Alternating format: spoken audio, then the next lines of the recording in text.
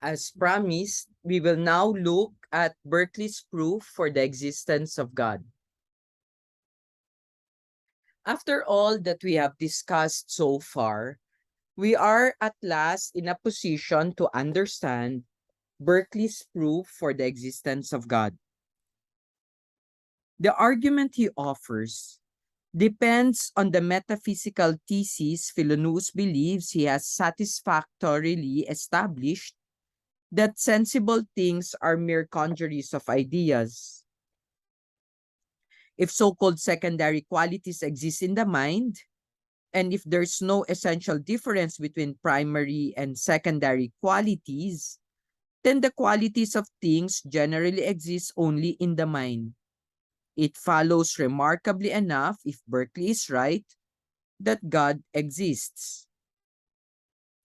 Hylas engages in a certain amount of backpedaling in his discussion with Philonous, attempting to resurrect the materialist thesis about the mind-independent existence of sensible things. Philonous counters these efforts by refuting additional distinctions and proposals for reconstructing the concept of matter or material substance or substratum as causes or occasions, or as standing in other relations to the ideas or sensible qualities of sensible things. When he has discounted all of these retrenchments by Hylas, Philonous believes he has satisfactorily proved the idealist position that there is no such thing as matter or the material substratum, and that sensible things are mere congeries of ideas existing in the mind.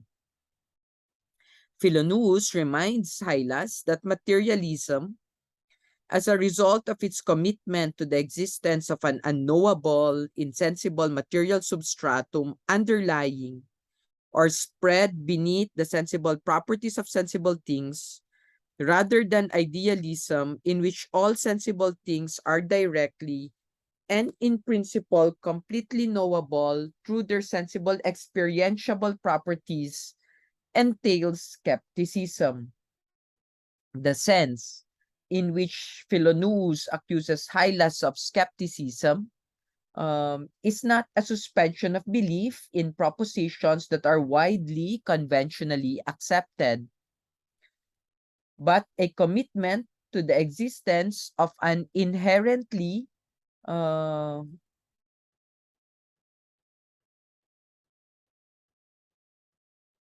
unknowable reality. Philonous argues that the concept of a material substratum, by virtue of having no sensible properties at all, but serving supposedly instead as the foundation or support of sensible properties, is unknowable. It appears to follow then that the nature of reality is ultimately unknowable, according at least to Hylas's materialism, and hence that materialism, rather than idealism, is embroiled in skepticism. In page 152, and we will read here first, but sunod-sunod to. Let's read. I deny that I agreed with you in those notions that led to skepticism. You indeed said the reality of sensible things consisted in an absolute existence out of the mind or of spirits or distinct from their being perceived. And pursuant to this notion of reality, you are obliged to deny sensible things any real existence. That is, according to your own definition, you profess yourself a skeptic. Philonous, now here in the yellow quote, now indicates in broad outline the reasoning by which he proposes to demonstrate the existence of God from the idealist thesis that sensible things are mere congeries of ideas. The reasoning is that sensible things must sometimes exist as constitutive congeries of ideas in the mind, of a spirit greater than any finite human mind, and hence that a divine, infinitely powerful spirit exists. Philonous agrees that with Hylas that sensible things are not dependent on our minds. We cannot will what we experience and thereby bring sensible things into existence. If that were possible, then we would all be wealthy and supplied with whatever sensible things we desire, freely available merely by an act of will.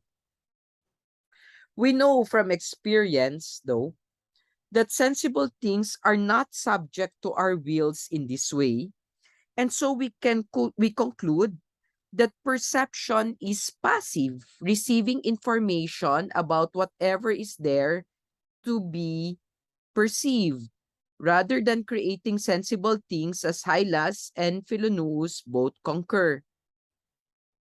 Where they part company is in trying to explain the independence of sensible things from the willful control of finite minds. Hylas interprets the facts of as proving that sensible things do not merely exist in human finite minds, but in the infinite mind of God. The independence of sensible things from our human thought leads Philonous to conclude that God must exist in order for human perception to be passive and for the existence of sensible things to be beyond the willful control of finite human minds. Let's read that. But I neither said nor thought the reality of sensible things was to be defined after that manner. To me, it is evident, for the reasons you allow of, that sensible things cannot exist otherwise than in a mind or spirit. Hence, I conclude not that they have no real existence, but that seeing they depend not on my thought and have an existence distinct from being perceived by me, there must be some other mind wherein they exist. As sure, therefore, as the sensible world really exists, so sure is there an infinite, omnipresent spirit who contains and support it. Excuse me. Of course, the infinite, omnipresent spirit is none other than God, as Hylas immediately acknowledges. Hylas is surprised that Philonous has invoked the existence of God at this point of the argument, since everyone admits that God is an all-powerful, all-knowing spirit who is capable of perceiving more completely and comprehensively the same independent, sensible things we human beings perceive. Philonous replies that Hylas has misunderstood. Philonous is proposing something different and philosophically novel. He attempts to prove the existence of God as that infinite mind whose existence can be deduced from the assumption that sensible things exist only as congeries of ideas in a mind, and that we know from personal experience that sensible things are independent of our finite minds in the sense that they are not subject to our will. So if sensible things must exist as congeries of ideas in a mind, and if they are independent of finite minds, then they must reside as congeries of ideas in the infinite mind of God, as an omnipotent spirit. Hylas, of course, voices out his surprise, and Philonous informs him that he has got things the other way around. Let's read that in color blue. What? This is no more than I and all Christians hold, nay, and others too who believe there is a God, and that he knows and comprehends all things. Ay, but here lies the difference. Men commonly believe that all things are known or perceived by God because they believe the being of a God, whereas I, on the other side, immediately and necessarily conclude the being of a God because all sensible things must be perceived by him. But so long as we all perceive the same thing, what matters is it how we come by that belief. So God, as Philonuus now more fully explains, is a divine infinite mind where insensible things as congeries of ideas are perceived, and on which our infinite or finitely limited human perception of sensible things depend for their existence. Let's read this. But neither do we agree in the same opinion. For philosophers, though they acknowledge our corporeal beings to be perceived by God, yet the attribute to them as absolute subsistence, distinct from being perceived by any mind whatsoever, which I do not. Besides, is there no difference between saying there is a God, therefore he perceives all things, and saying sensible things do really exist, and if they really exist, they are necessarily perceived by an infinite mind. Therefore, there is an infinite mind or God. This furnishes you with a direct and immediate demonstration from a most evident principle of the being of a God. Divines and philosophers had proved beyond all controversy from the beauty and usefulness of the several parts of the creation that it was the workmanship of God. But that setting aside all help of astronomy and natural philosophy, all contemplation of the contrivance, order, and adjustment of things, an infinite mind should be necessarily inferred from the bare existence of the sensible world. Is an advantage peculiar to them only who have made this easy reflection that the sensible world is that which we perceive by our senses, and that nothing is perceived by the senses beside ideas, and that no idea or archetype of an idea can exist otherwise than in the mind. The argument Philonous offers is the first part of his demonstration of the existence of God. No? This is often called as Berkeley's dependence proof. No? So let's look at the argument, the dependence proof of Berkeley's argument. First, he says sensible things are mere congeries of ideas. Second, he argues that ideas have no independent existence but exist only in a mind. Third, he shows that experience shows that sensible things are independent of all finite minds in the sense that their existence is independent of finite human will. Fourth, that logically there can only be either finite or infinite minds. And fifth, that an infinite mind is an omnipresent spirit of God. So those are his premises. What can he conclude from there? No? Sixth, that there must be an infinite mind in which the existence of sensible things as congeries of ideas primarily exist, and on which the perception of sensible things by finite minds depends. And seven, that God exists as an infinite mind or omnipotent spirit. Berkeley's dependence proof for the existence of God is unique in the history of philosophy. This is true in part because no other thinker has embraced the radical idealism the argument requires. The proof is interesting for all the reasons Philonous mentions.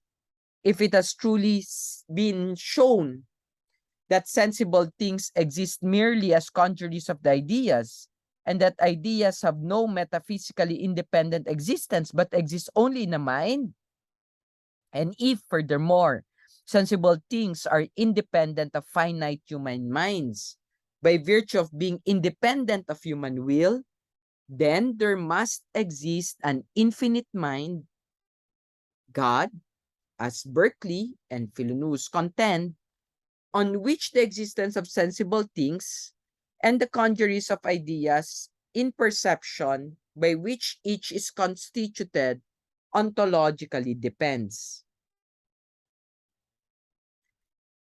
Before trying to proceed whether the proof is logically correct, we first consider another related proof that occurs subsequently in Berkeley's three dialogues. We find Philonous arguing about this one in page 173. Let's read this one. Here, I colored it red. When I deny sensible things an existence outside of the mind, I do not mean my mind in particular, but all minds. Now, is it plain that they have an existence exterior to the mind, since I find them by experience to be independent of it? There is therefore some other mind wherein they exist during the intervals between the times of my perceiving them, as likewise they did before my birth, and would do after my supposed annihilation. And as the result, as the same is true with regard to all other finite created spirits, it necessarily follows there is an omnipresent, eternal mind which knows and comprehends all things and exhibits them to our view in such a manner and according to such rules as he himself had ordained, and are by us termed the laws of nature. In a way, Berkeley's second argument is a variation or extension of his first dependence proof for the existence of God. Here, Philonous maintains, for a slightly different reason, that the existence of sensible things that are also experienced at least partially and at particular times by finite minds depends on the existence of an infinite mind or omnipotent spirit usually known as God. The argument is similar in structure to the dependence proof. The central idea of the inference is that God exists because at least some sensible things continuously exist even when they are not perceived by finite minds. Since ideas and sensible things as congeries of ideas do not have independent existence in Berkeley's view, but depend only in a mind, Philonous concludes that some sensible things must exist continuously in the finite mind of God, at least during those intervals of times when they are not perceived by any finite minds, and that therefore God, as a being of infinite mind, exists. The main difference between the second and the first proof for the existence of God in Philonous' reasoning is the reason for concluding that the existence of sensible things depends on the existence of God. In the first proof, the argument is that we know sensible things to be independent of our thought because they are independent of our will. If I could create a sensible thing such as a pile of gold to exist merely by willing it, then perhaps I would do so.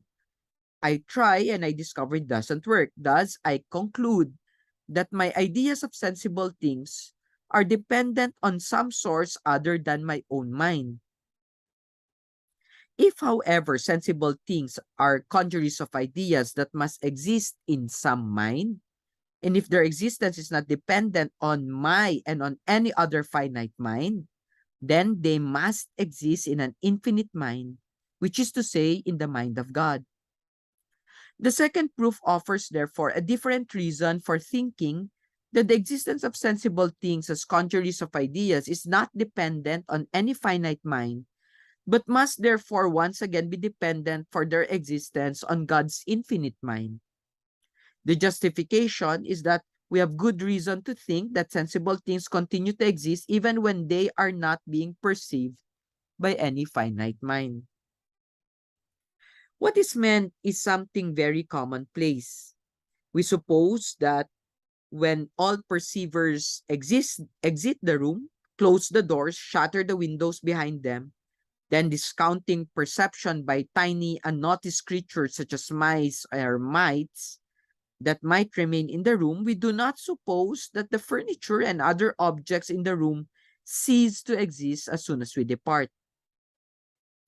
The sofa and the chairs, or whatever else is in the room, do not disappear the very moment they are no longer perceived. At least that is what we generally assume. If we are right in making such assumption, then if sensible things in such situations do not cease to exist and then pop up back into existence when we enter the room again and are there to perceive its contents, we may need to conclude, as Philonous argues, that an infinite spirit or God exists in order to continuously perceive the sensible things that finite minds only intermittently perceive. The second argument of Berkeley can be reconstructed this way. 1.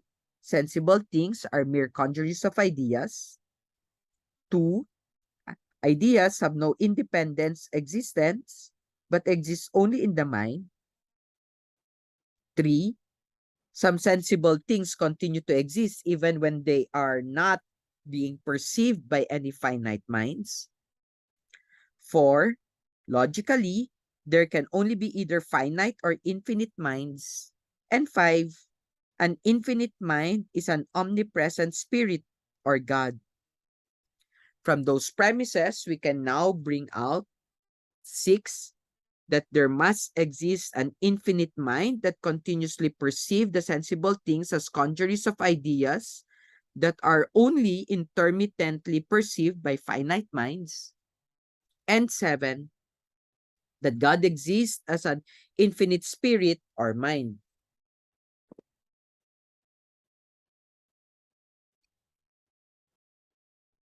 The only difference, though,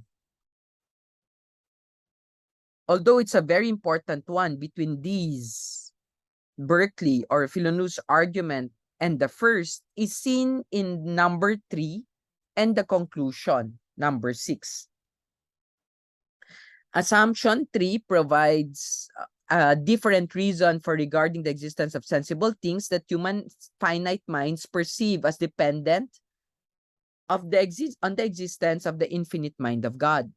If it is true that sensible things continue to exist even when they are not being currently perceived by any finite minds, then together with the rest of the structural framework that is identical in the two arguments, it appears to follow that God exists as an infinite spirit that continuously perceives the sensible things that finite minds only intermittently perceive.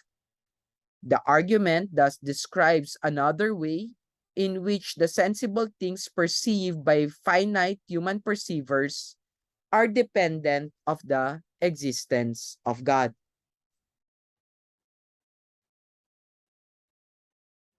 The question is, are Philonous's arguments correct?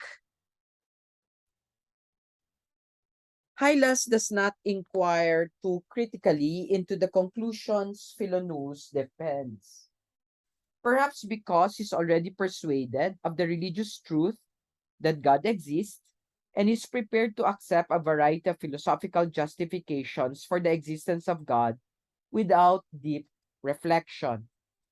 The importance of the argument as an attempt to philosophically demonstrate the existence of God nevertheless deserves the most painstaking study. As we saw in the case of Descartes' attempt to prove the existence of God in his meditations on first philosophy, it's not easy to prove that God exists. The unique perspective that Berkeley's radical empiricism and idealism offers in philosophy might nevertheless afford a special way of proving that God exists, which other philosophers such as Aristotle and Descartes begins from different starting places. and cannot achieve. Let's begin with the dependence argument. The assumption that experience shows that sensible things are independent of all finite minds, in the sense that their existence is independent of finite human will, might be questioned in many ways. It is true that we cannot successfully consciously will the existence of sensible things. I cannot simply will a Barbie doll or a Tonka, for example. It is true that we cannot do that. It need not follow, though, for that reason, that the existence of sensible things is not dependent on some other way on finite minds rather than on the infinite mind of God. What are the alternatives? If we accept a more modern concept of the complexity of human thought, we might consider that our finite minds might be capable of subconsciously willing the sensible things we perceive. A picture of the mind layered into conscious and subconscious as well as unconscious faculties of this sort is provided by Sigmund Freud's theory and clinical practice of psychoanalysis. Such an account could explain the fact that sensible things are independent of our conscious wills, as we know from experience, while allowing for a mundane, non-divine explanation of the existence of sensible things within the general framework of Berkeley's idealism through the acts of our subconscious wills. A difficulty to be addressed in any such explanation is the fact that there seems to be a large-scale agreement among finite minds about the sensible things that are publicly perceived. We could accommodate even this problem by adopting a position known as solipsism. And remember, Descartes was charged of solipsism. According to solipsism, only the first person subject exists or can be known to exist, and what appears to be other persons are fabrications of the first person subject's possibly subconscious imagination, projections, or appearances rather than real existent other minds. This would obviously be a desperate effort merely for the sake of resisting Philonu's dependence arguments for the existence of God. It would need to be evaluated in comparison with Philonu's comparatively less bizarre conclusions. Another, arguably more plausible possibility is that the sensible things that are publicly experienced by different minds are the product not of God but of the collective unconscious, such as Carl Jung postulated. If a society of finite human perceivers in its collective unconscious wills the existence of sensible things, then it follows again that sensible things are independent of the will of any particular finite mind, but not necessarily dependent on the infinite mind of God. Such criticisms on the dependence argument for the existence of God need not be far-fetched, depending on the independent scientific support offered for the concept of a collective unconscious. Perhaps it is unfair to criticize Berkeley and more directly Philonuus for not having anticipated and answered an objection, the basis for which was not explicitly hypothesized until the 20th century. On the other hand, the concept of a collective unconscious might have occurred to Berkeley and hence to Philonuus in Berkeley's dialogues, and is therefore a reasonable ground for criticism. The existence of an alternative explanation of the fact that sensible things are not subject to individual finite human will is sufficient to show that Berkeley's dependence argument for the existence of God is deductively invalid. The conclusions of the argument is not logically guaranteed and does not necessarily follow from the assumptions Berkeley makes, even if they all turned out to be true. If there is another reasonable explanation of the independence of sensible things on the individual or collective finite human will. Berkeley's continuity argument for the existence of God is something said to be subject to another kind of objection. The criticism is that Much like Descartes' attempt to prove the existence of God in Meditation Tree, Berkeley's continuity argument is caught in a vicious circularity. In order to support assumption 3, that some sensible things continue to exist even when they are not being perceived by any finite minds, it appears that Berkeley must appeal to the truth of the conclusion of the inference that God exists. What otherwise would entitle Berkeley to believe that sensible things continue to exist when they are not unperceived by finite minds? If sensible things are mere congeries of ideas that exist only in a mind, and if they are at times when no finite minds are perceiving a given sensible things, why suppose that sensible things continue to exist? If the conclusion of the continuity argument must be assumed in order to uphold the continuity of any of its assumptions, and in particular of assumption 3, then the argument is viciously circular by virtue of assuming what it is supposed to prove. The premise might be independently defended as intuitively obvious. Since in some ways, however, Berkeley's radical idealism is so counterintuitive in concluding that sensible things exist only as congeries of ideas in a mind. It might be inappropriate to appeal without further ado to intuitive judgment about the truth of other assumptions. Another way out of the circle is to provide independent support for the truth of assumption 3 by arguing that it is simpler and hence theoretically preferable to suppose that sensible things continue to exist even when no finite perceiver is actually perceiving them. It is more complicated and as such less attractive hypothesis to suppose that sensible things go in and out of existence depending on whether or not someone happens to be there. Are considerations of simplicity enough to uphold the truth of Berkeley's assumption that sensible things continue to exist even when they are not being perceived by any finite minds? Not if it also turns out to be simpler or just as simple or complex, other things being equal, to assume that there's a material substratum underlying sensible things, as it would be to conclude that God exists and that God continually perceives the sensible things that are only intermittently perceived by finite minds.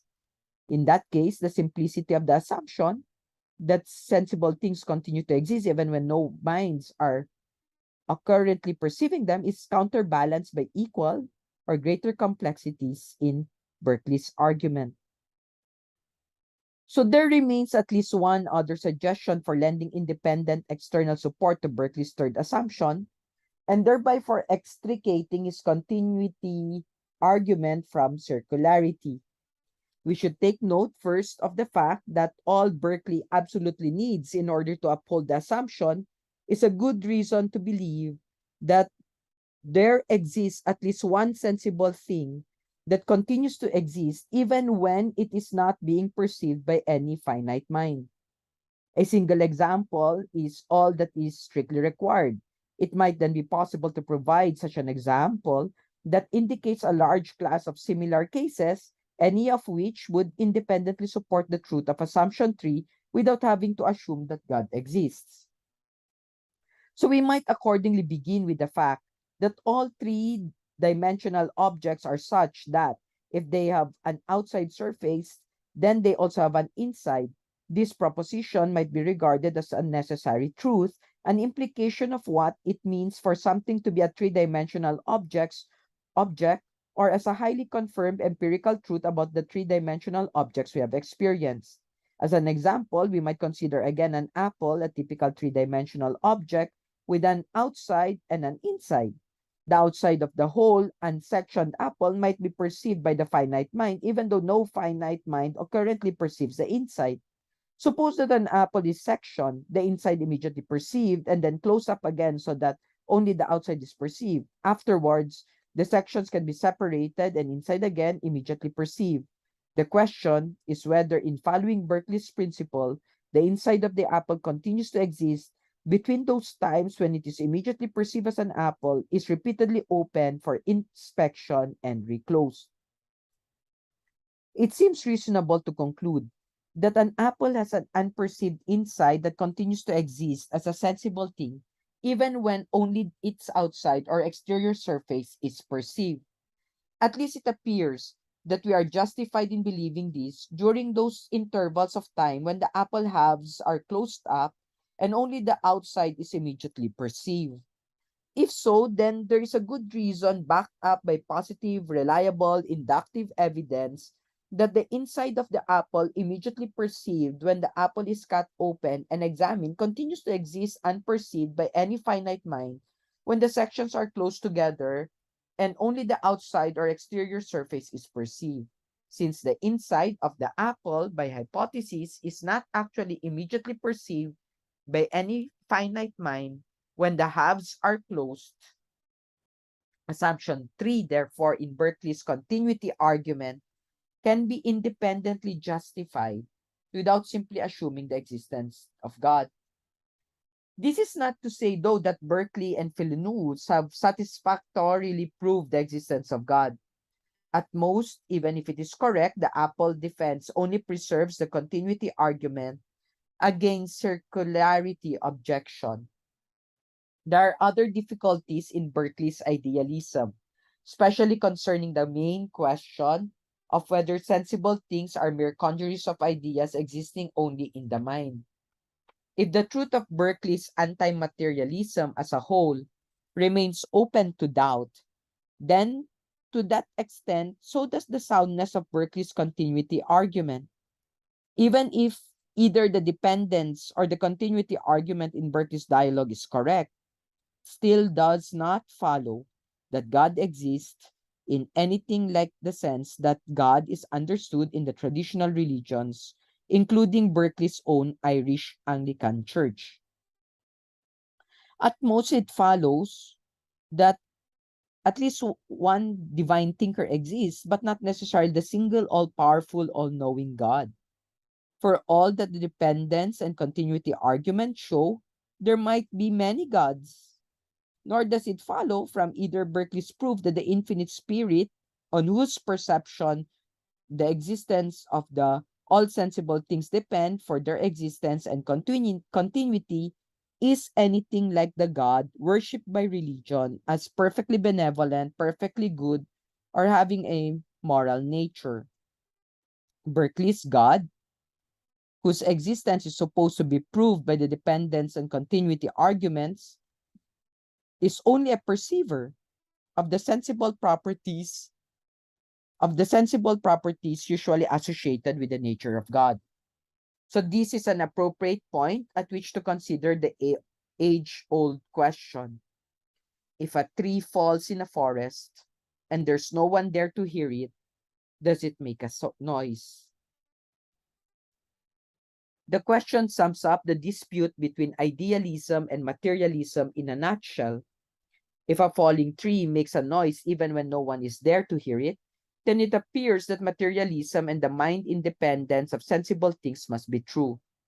If the tree makes no noise, if indeed we cannot even intelligibly speak of a tree existing, let alone falling outside of all minds and thought, then idealism is true and all sensible things, as Berkeley insists, must be mind dependent.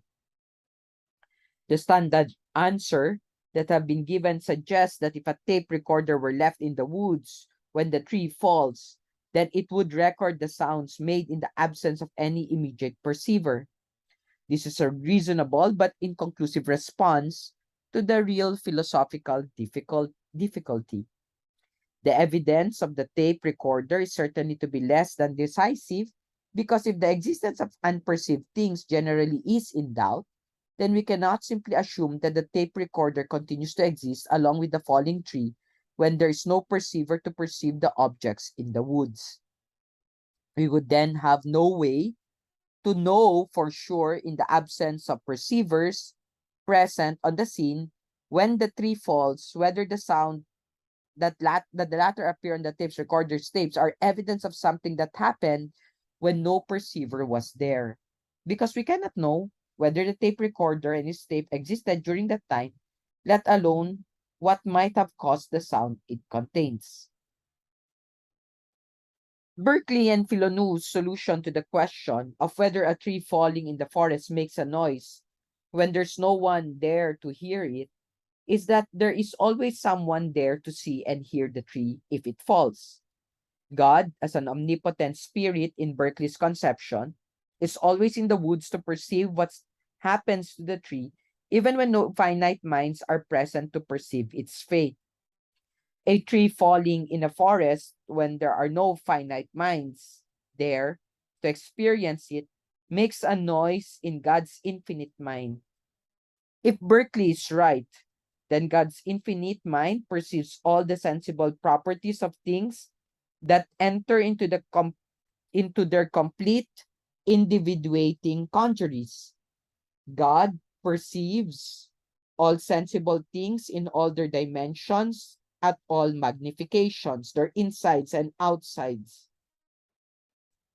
in all aspects, under all lightnings, and under all circumstances. We, finite humans, can at most perceive only certain of the sensible properties of sensible things. We can never experience as many as God does simultaneously and from perspective. This, according to Berkeley, is just the difference we should expect there to be between the capabilities of finite minds and God's infinite mind.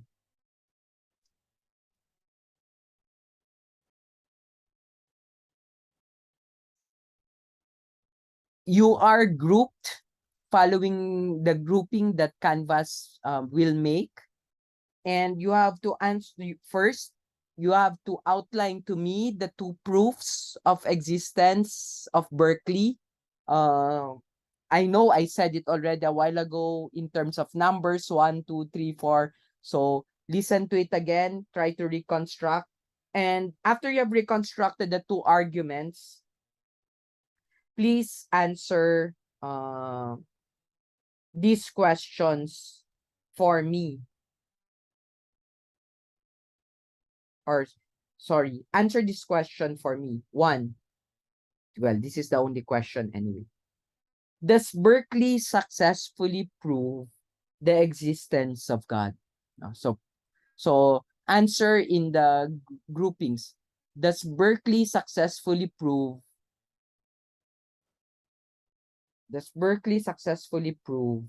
the existence of God? Why or why not? Next meeting, we will look at the difference between ectypal and archetypal ideas, and there we will look at the microscopes again, that is understanding of microscopes, God's creativity, and we're still in the concept of God. But for now, answer that question for me first. Thank you very much.